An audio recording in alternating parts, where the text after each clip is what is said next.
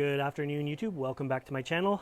In today's video, we are working with Vanda type orchids still. And what we have learned so far, if you go back a couple videos, we talked about humidity and roots and how we achieve nice roots on an orchid. And then in the last video, we talked about potting it in an actual pot as opposed to a basket. Makes life so much easier for you. This video, we are going to get started with trimming the old spikes on the orchid. This blooms yearly for me. So what we're going to do is trim these spikes up together. But if it's your first time here, make sure you hit the subscribe button and the little notification bell so you don't miss anything in this series coming up. Now let's get started here. This orchid is a species and it blooms for me yearly. And it's been a few years since I cut off any of the spikes on these guys. So if this was still in a pot, it would be standing probably upright or in a basket. But what we want to do is just with some sterilized tools, and I sterilize these with rubbing alcohol ahead of time, is just trim up the spikes to make it look pretty. This guy has been stationary in one spot for many years. This is the first time I have brought him down. So he has basically just been growing wild for me. All in all, he looks in very good shape. This orchid, especially the flowers, produce a very sticky nectar to them. It leads to a little bit of black soot around the orchid, but nothing that's going to hurt it at all, and it wipes right off.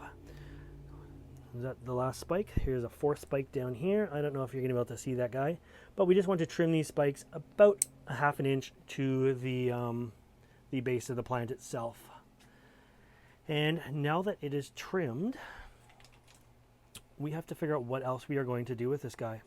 So I think it's time to remove this media here, or this, not media, but to this moss. This is Spanish moss. I had the Spanish moss growing on top of the pot of media, and all that did was keep it a little bit more humid. Here's the pot from the previous video, and the sphagnum, or the Spanish moss, on top of it for now. So that really multiplied as well. I just started with a few strands on top of there. We are going to now look over this guy for roots that are no longer good. So a good root, it's easier to start with that. Thick, plump, healthy looking. An old root is going to be like this guy here. Thin and a little bit mushy, kind of spongy. Darker color, wrinkled. And roots can't last forever. Now this one is just starting to go, but they can't last forever. And so we're going to cut that root off. Okay, I'm back. Had to find my scissors, got them all sterilized, and we are going to remove a root here. Just like so. Here's another root. And I'm going to show you this root here before we go too much further. Breaks apart easily, pretty hollow. Hopefully that's going to focus on it. These roots are very old. The other thing with the new roots is they do turn a different color when they get wet. So they kind of go greenish. There's another one that's just no good anymore. And so this was the original tiny base to the plant when it was first potted in the plant, or in the pot, and it is no longer with us. As it grows up, it slowly loses nutrients when the roots rot, and the base will slowly die, being that this one is so old. But look what we have here.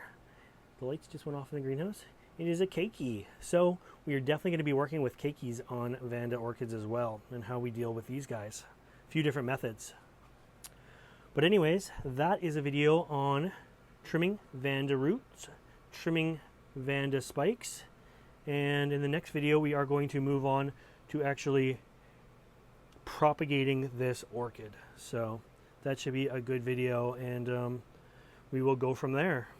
So I hope you like this video, and make sure you subscribe to my channel so you don't miss the next ones. Bye for now, guys.